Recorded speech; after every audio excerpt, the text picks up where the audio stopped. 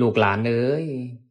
เจ้านี่บุญมากล้นจึงได้เกิดเป็นคนพ่อแม่ทนเพียรถูกเลี้ยงมาแต่พ่ายซอย ขอให้กุมารหน่อยคานิ่งถึงดอกหนี้เก่าเฮ้าเป็นหนี้เพิ่นใบหลายตื่อดอกติวตันหนี้นำนมและเข่าปั่นหนี้เลือดในอกหนี้ทรัพย์สินมรดกเลือดย่างในเนื้อเป็นหนี้แพร่พ่มเสือกาสาดอกผาพรหนี้นำนมและเข่าป่อนเป็นหนี้ดอกคาแอวเพิ่นได้เลี้ยงเจ้าแล้วตั้งแต่เกิดจนโตอย่าได้ลืมคุณโน่พ่อแม่ทำคุณไว้อย่าได้บืนไปหน้าล่าหลังดอกคือตุนให้คิดเบิ่งแต่พูนไผเลี้ยงจังใหญ่มาข้าเพิ่นเลี้ยงแต่น้อยอย่าได้ปล่อยไล่ปะเด้อคุณบิดามารดาเกิงดินกับฟ้าขอให้บุตรตาหลาบุตรตีได้เลี้ยงเพิ่นได้เลี้ยงใหญ่แล้วให้เฮาเลี้ยงตอบแทนอย่าได้เพิ่นยากแค้นลำบากดอกการงานกิจการใดมีให้เปลี่ยนมือแทนทาน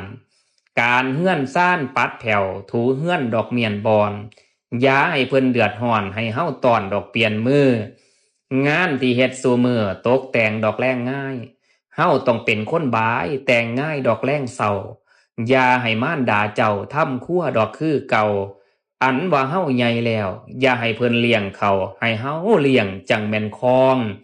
งานใดๆกัดต้องทำซอยแท่นต่างการถากถามทำหน้าให้สวนดอกม่วนอ้อยเฮาต้องคอยต่างหน้าไถหน้าดอกแท่นพอต่อหลอเอ้ยเจ้าผู้ผัวดอกซ่อนให้เกียร์ม่อนเปลี่ยนมือเจ้าเลี้ยงม่อนอย่าให้แม่เก็บม่อนเด้อถึงย่ำนอนอย่าให้แม่มาเข่าถึงย่ำเศร้าอย่าให้แม่ดอกดังไฟฝ่ายและไหมให้เจ้าค่อยทำแท่นไว้ไหมหรือฝ่ายให้จับบ่ายดอกต่างแม่แพ้และฝ่ายไล่ลัวให้ตำท่อเสือกและปออย่าให้พอเจ้าฟันขั้นแท่นะก็อย่าให้พอเจ้าป่านให้เจ้าอัดปองนั่นให้เจ้าอืบปองนี่ดีล้วนคู่สู่งานเจ้าอยู่บ้านให้เฮ็ดเบียกอย่านอนเว้นย่ามกลางคืนอย่าเป็นเห็นเที่ยวหาดอกกวนบานหูจักงานทำสร้างหาเงินเลี้ยงพ่อแม่ย้ำเพิ่นเฒ่าเพิ่นแก่ให้ลูกหาเฮ็ดเลี้ยงเสบียงเข้าดอกเครื่องของลูกนั่นต้องเป็นผู้แลนดอกหาเงินเป็นผู้เดินหางานพ่อแม่คอยอยู่ทางบ้าน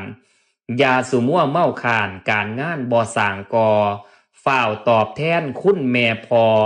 อย่าสุล่อมือนี่นั่นคันเพิ่นตายแล้วสิแอวหาเด้